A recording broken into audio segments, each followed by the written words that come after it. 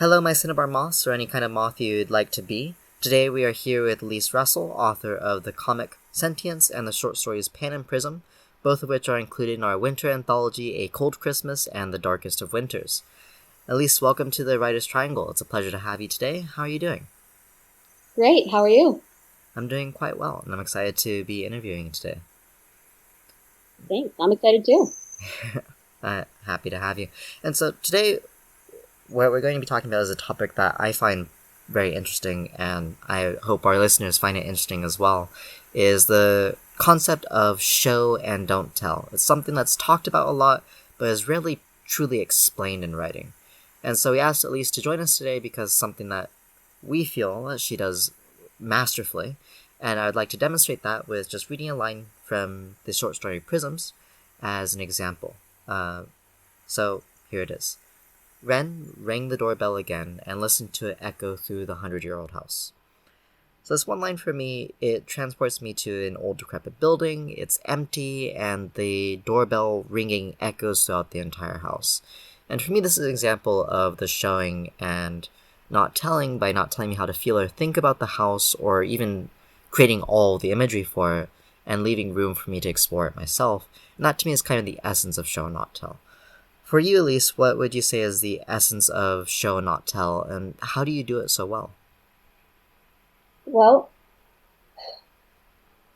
it's one of the first things they tell you in any writing class.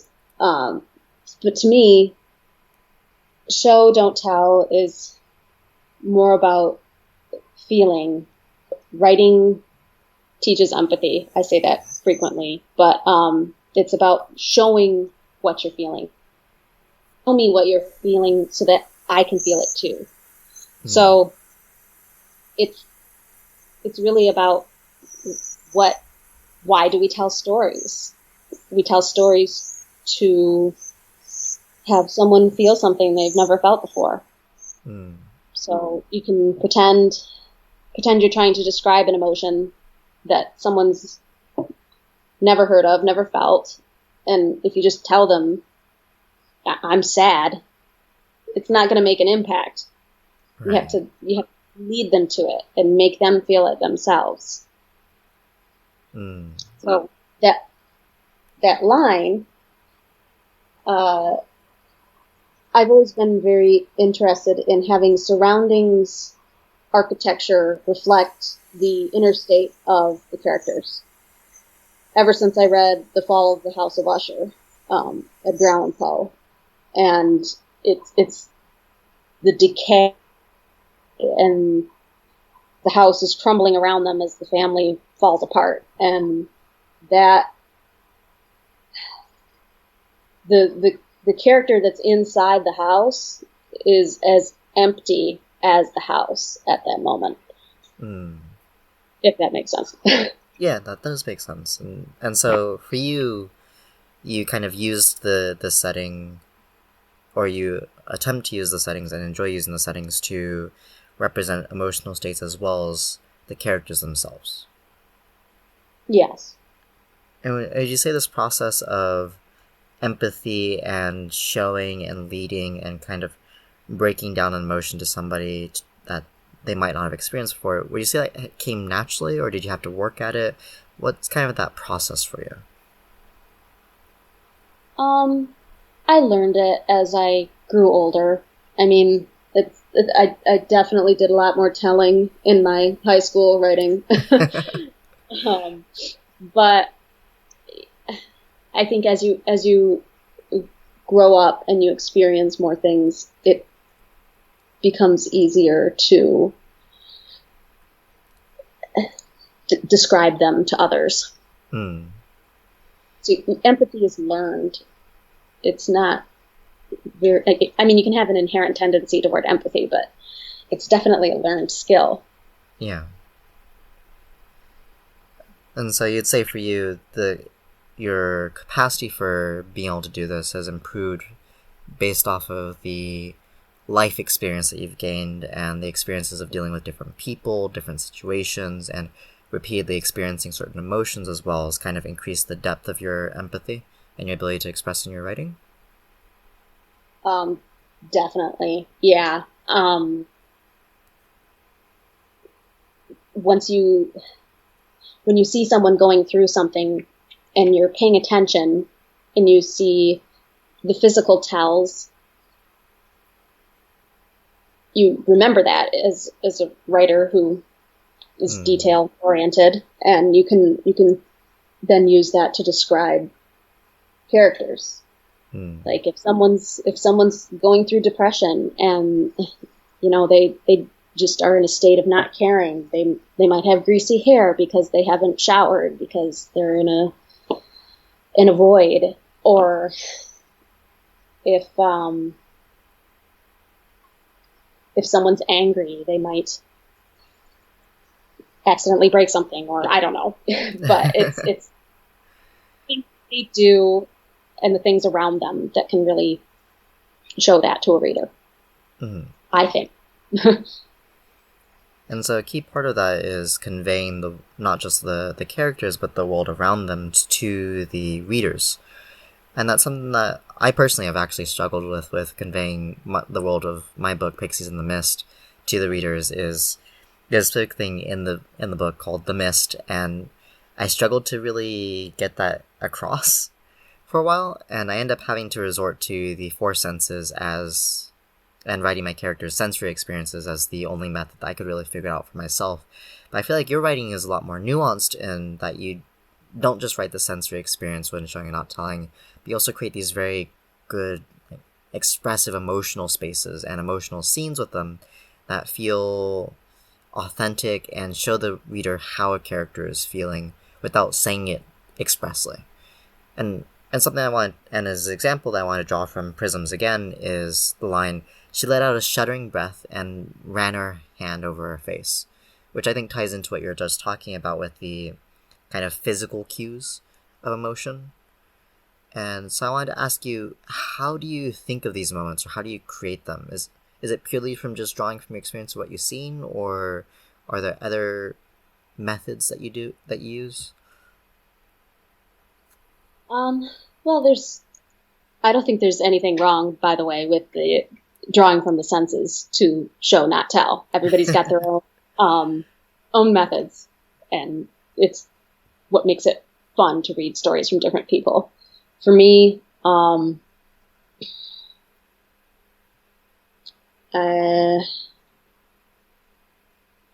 I'm sorry. Could you ask the question again? Oh yeah, no problem. So, you write these very great emotional scenes where you show a character feeling things and use these physical cues and such. And so I was wondering, how do you think of creating these moments, or how do you approach creating them, and what's kind of your process for that? Well, what's fun about writing is I can control all of it. So the whole world, I can bend it to what I want to show with the character. Mhm. Um, with responses to things, there's a little bit of acting, I guess, in writing sometimes, where you have to get into character. You have to think about how a different personality would approach something. Like, it might not be how I would react, but this person with these traits would definitely react this way. Um, and it can be even just different aspects of yourself. So, like, a part of me is really snarky. So if I take that part of me and exaggerate it into a character, snarky me would say something that more reserved me would not say. Right. Okay. And so for you, it's a matter of you take certain attributes and you use those as the kind of a cornerstone for a character's concept. Yeah. And they can be an amalgamation of just people I've known combined with me, and just random events Hmm.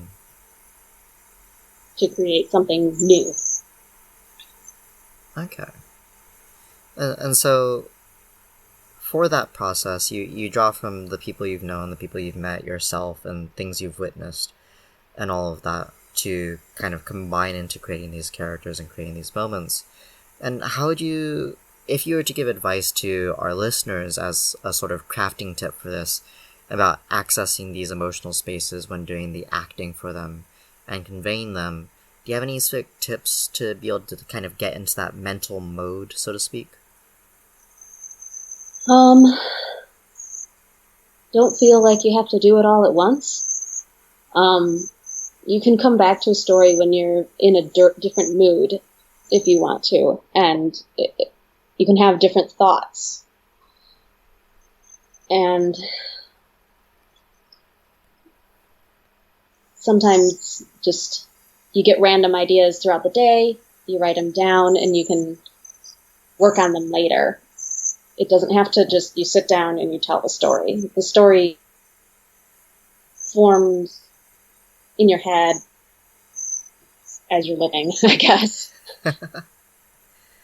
Okay, so your advice is to let people not kind of don't lock yourself into thinking the story has to be all one way, exactly how you thought of it that one time, but rather let it be a bit more flexible and live with you and live with the new ideas or the new headspaces that you end up being in as you go through your day and go through your life. Yes, you put it far more succinctly than I did. Thank you. I think that's a helpful tip, and it's something that I've didn't think of, but I have done myself, is coming back to my writing and being like, you know what? This character makes sense to me with how I'm feeling right now.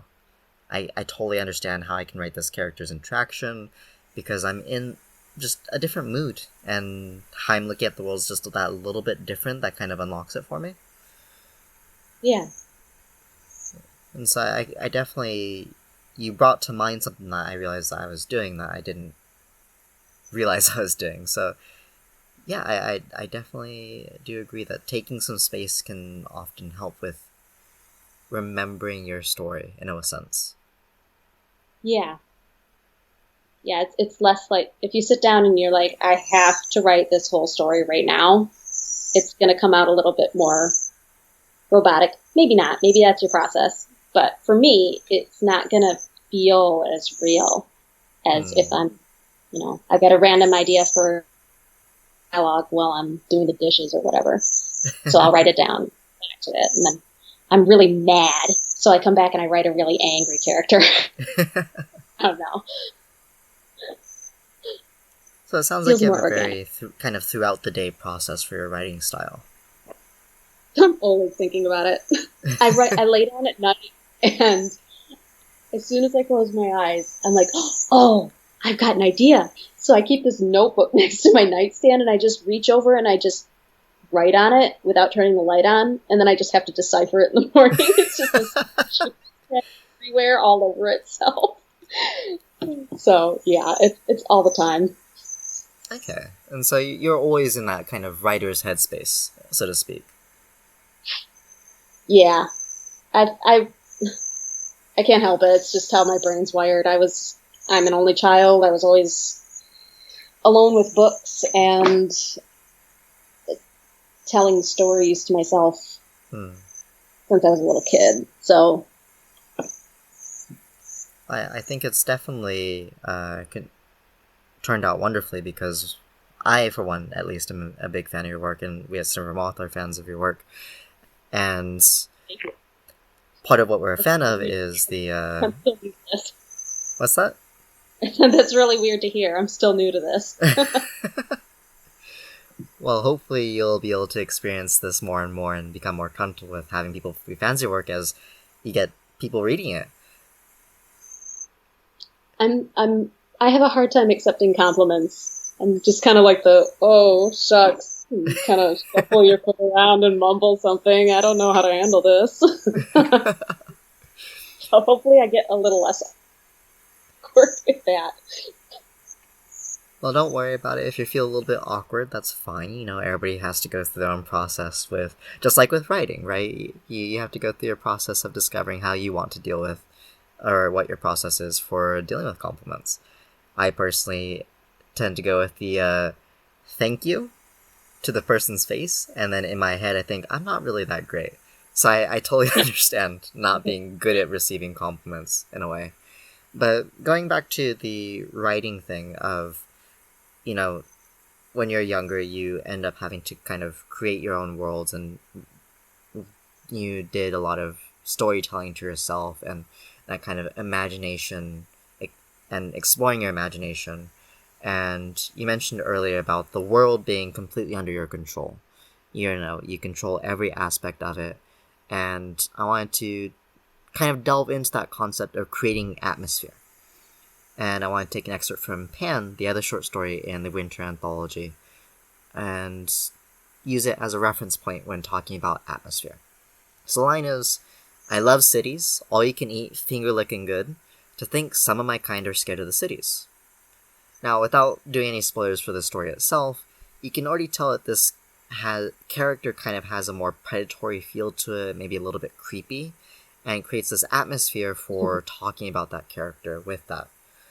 And when you start to write a scene, do you know what the atmosphere you want to be is before you go into it? Or is it something that you end up having to kind of revisit over time in your living story process? You just kind of come back to it over and over? What's your process with creating atmosphere? Well, that story in particular was a bit odd because it was a writing exercise that I created for myself, where I was like, let's see how many different points of view I can have in one story and how different I can make them. So I wanted to have very distinct voices. So that was actually the very first sentence I thought of. Not the first sentence of the story at all, but that paragraph was the first paragraph I wrote. Oh, really? Because that's the first character that came to me. And I was like, well, that's just bang. But I think I'm going to roll with it. I like creepy stuff. Mm-hmm. So creating atmosphere, it comes in bits and pieces, and it folds around each character. Like I said, I like to have the setting reflect the inner state of each character. Mm-hmm. And I use color a lot in my stories as well to represent different things. Yeah. And so for you, for atmosphere, it's very much, rather than atmosphere being an informant for itself or the world, you'd rather have the world kind of be shaped around the characters, and you have a more kind of character-focused and character-driven writing style, would you say? Yeah, definitely. I mean, there's the synopsis, and then there's what the story is really about. Mm-hmm. And there's a rare story that I write where I have no underlying message, and I just write it because I think it sounds creepy. But most of them, I have something in mind that I want to convey to a reader. And to make it more understandable, you have to exaggerate it. Mm. Okay, so you go into writing each of these stories with a message of sorts that you want to convey to people, and then you go from there to create the characters that can represent aspects of this message, and then from there you go into the atmosphere that shapes around the characters. Would that be accurate? Yeah, it's like a BB in a tuna can. A popcorn all over the place. Okay.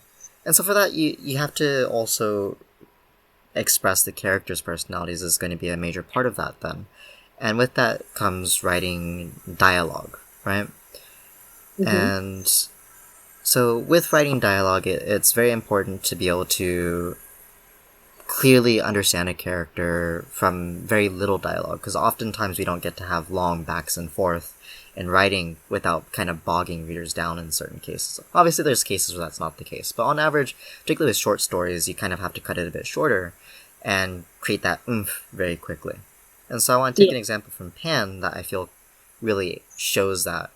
and it's this little bit of dialogue that I personally found enjoyable, and it's, well, damn kid, Granny's got way better shit to do in heaven. Why would she hang around this hellhole to haunt your scrawny myopic ass? Sorry, I'm working on the politeness thing. And this right away conveys to me a very blunt character who's kind of naturally rough around the edges, maybe doesn't really respect the person they're talking to very much. But do you map out this kind of dialogue? How do you like speak to the characters in your mind? What's your process for creating this dialogue for these characters? There's some characters that will say what I'm actually thinking. You know, there's in every situation, you react to people as politely as you can, usually, but you're really thinking something else sometimes. Yeah, like, yeah. That character was my inner monologue. Which sounds terrible, and now you're going to read that and think I'm messed up, but yeah, each character is a different way of reacting to a different situation. Mm-hmm. And it's not always obviously me. Like there's like you said, some predatory characters. I'm not thinking that the city is finger looking good. But right. It's fun to pretend to look at the world in a different way like that sometimes. Yeah. And to explore those different perspectives on the world. Yeah. And so for you, when you do these dialogues, you kind of choose what filter through which you're viewing the world as your basis for creating them. Would that be correct? Yeah. I mean, dialogue is my favorite. I love dialogue. I like challenges where you have to write, just a 100-word story, only dialogue. That's fun. When I'm watching TV shows, I'm not really, explosions are cool, but I'm really paying attention to the moments where it's just two characters sitting and talking, and then the subtext to what they're saying. Dialogue is fascinating to me. So you'd say dialogue is, far and away your favorite part of the writing process? Yeah. Yeah, I think the things that people say are... I mean, I wrote a story where the concept was the world is in darkness. You can't see anything. Lights don't work anymore. What would people say to each other in the dark? And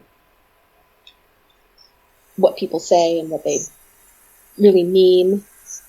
Unreliable narrators, that kind of thing. It's just... words have always had power to me, as cheesy as it sounds. I don't know, I totally understand that. Especially if you've spent a lot of your life reading.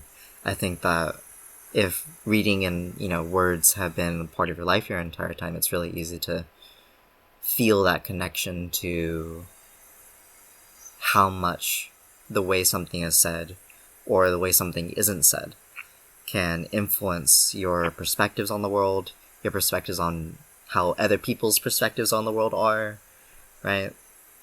Yeah. And so that's kind of one of the must-haves in thinking about characters and who they are is not only what they say in dialogue to each other, but also what they don't say in order to create this kind of more natural flow in dialogue in a story. And so I wanted to ask you, what's your go-to method when trying to decide on this natural form of dialogue for each character? Oh, I suppose I just picture... I mean, I take away the entire setting, and I picture them just sitting in a room together, like a blank white room, and what are they saying? And then you can add in everything else around it. But the words are the most important part. So your process is to strip everything bare, ignore all the other context for now, and just think about face to with the dialogue. face. Yeah. Yeah. Okay. And when someone's not saying something, then the setting can come in and fill in for you. Right. And that'd be where you do like physical actions or parts of the environment can fill that in for you. But Yeah. for just when they're speaking, it's very direct for you. Yes. Okay. For prose. Mm. For comic writing, it's another story because you have to think about the imagery along with it. But for prose, yes. Okay. And so you have a completely different process for comic writing. Yeah. Okay. And so for any writers out there who might be struggling with writing prose dialogue, or even perhaps comic writing dialogue, if you'd like to go into that a little bit, do you have any advice that you'd like to give? Read it out loud. uh, you would be surprised how many people you find mistakes as soon as you read it out loud. And I do this for every story. I read it out loud quietly because I would never want my children to hear what I'm writing. But yeah, you can find really clunky dialogue like, oh, that sounds funny when you say it out loud. It sounded okay in my head, but no one would say that. So reading it out loud, putting it away and coming back to it later. Yeah, those would probably be the two quickest tips. Not that I'm like a professional master of writing or something. I'm not exactly Margaret Atwood here, but No. I think the reading out loud tip is a really, really good one that other authors that I know who I have had the fortune of talking to also agree that reading out loud is probably one of the best ways of figuring things out. And I personally have found that when I don't read things out loud and I read back over my work, there's always something a little bit uncomfortable sometimes. And then it's hard for me to really pinpoint what that thing is until I've kind of vocalized it and realized, hey, wait a minute, this is where I start catching on trying to express myself when just trying to read the story to myself. Yeah. And so I definitely, I do feel that reading out loud and coming back to things can help. Like you mentioned before, like if you're in a different mood, you can see things in a different way. Yes. I would imagine having someone else read your story to you would probably be helpful as well. I don't, no one in my life reads my writing or anything, just online. So I don't know what that would be like. But I also, since you guys do audiobooks, I would assume that going through and reading your stories and kind of feeling the cadence to each sentence would probably be helpful to whoever's going to be doing the audio as well, that you kind of think of that. Yeah, it would be, it is helpful when audio, or when the writing is smooth for the narrators, but we work with some very talented narrators who are able to, generally speaking, catch a flow for themselves, even if some of the writing may be a little bit unusual for them. Like, I wouldn't say that anyone's writing is necessarily awkward, per se, right? But maybe out of the norm for how we might speak for ourselves, right? Even when writing characters, we have characters that totally communicate in different ways from how we would naturally want to communicate or think to communicate. And catching that flow and being able to keep up with that is one of the things that we're really proud to have narrators that we trust and work with that can do that very reliably, even if it's not their natural communication pattern, right? Yeah. I apologize to whoever has to read Pan and do that. Voices. I'm sorry.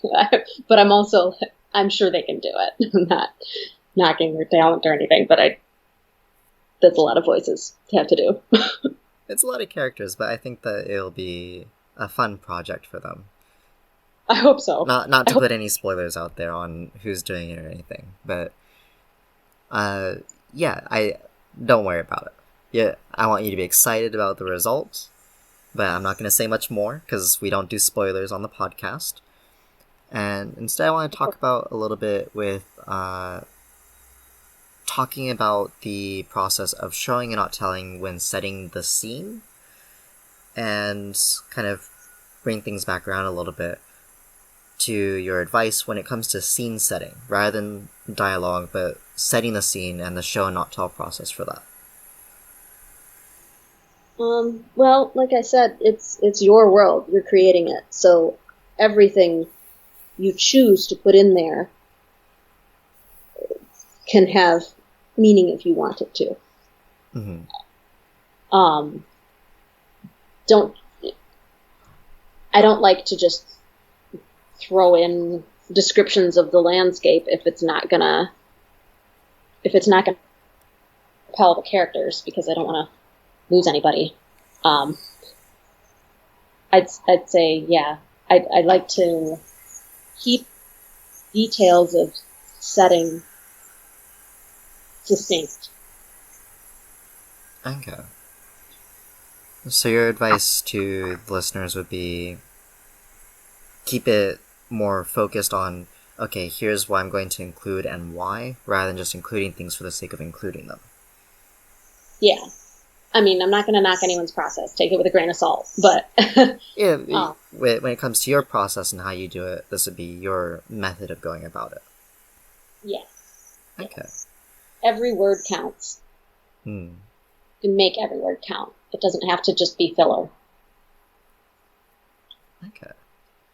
That was something I saw when I was editing, like peer editing other people's stories in college. And actually, something that one of my professors told me was, okay, great story, now cut it in half.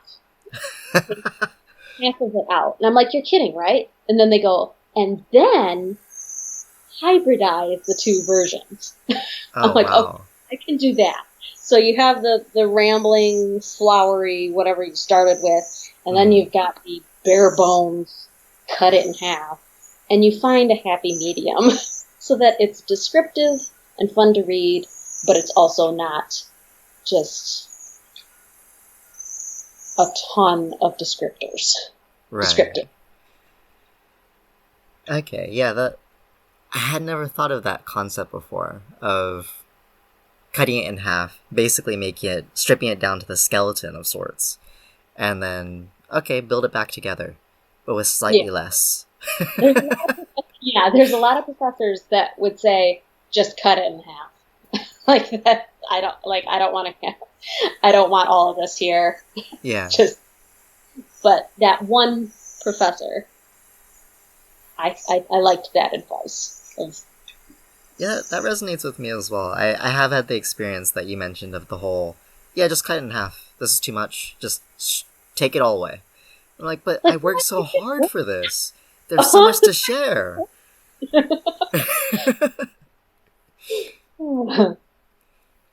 think that was one of my least favorite things when I was doing writing back in school, was there's too much. I was like, but I wrote, this is so nice. There's so much to share. There's so much of the world that I haven't even explored, and you're telling me to do less? Yeah. And that kind of self-restraint's really hard for me on the first draft of anything that I write. And I always have to go back through and be like, okay, do I really need to go into this now? Yeah, you don't have to have restraint for the first draft anyway. Yeah. But then going back through, it's still so... it's so painful for me. It is. I have a story right now that I'm trying to cut down. I have to get rid of 1,000 words. Oh. I'm like, what? So I gotta take it out back with a shotgun. So, you said that you've been writing for a long time, or you've been reading for a long time and telling yourself stories. How long have you been writing for? And how long have you been developing, or when did you start feeling like you have some confidence about showing and not telling? Because you mentioned before that it's not something you had a knack for, it's a learned skill. When did you say you started feeling a bit confident about the skill that you've learned?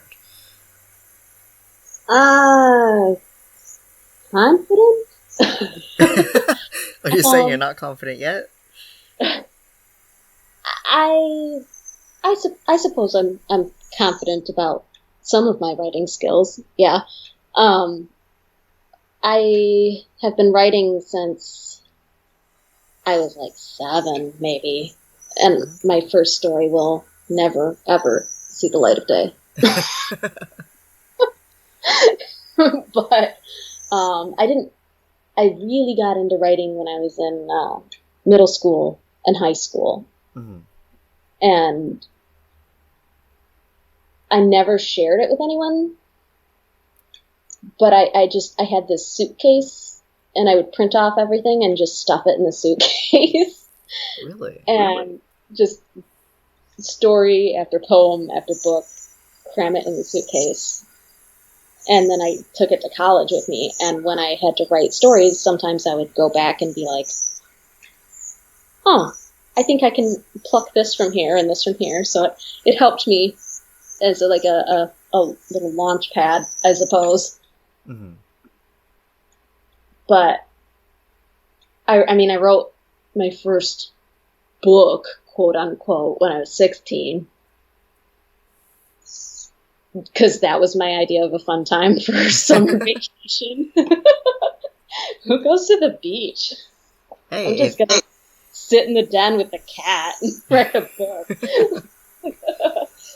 a And then good I wrote hobby. another before college. Um, and I always thought that when I grew up, I would be an author. So So, yeah, it's always been a part of me. And I didn't actually start pursuing trying to get published until this year. huh. And so for you, it's been a long process to kind of get comfortable to try and attempt to be published and to pursue this sort of lifelong dream of yours, then. Yes, definitely. Okay. I don't know what the catalyst was, but I guess this year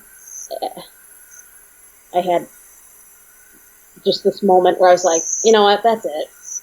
I'm gonna give it a go. I'm gonna actually try to submit to places and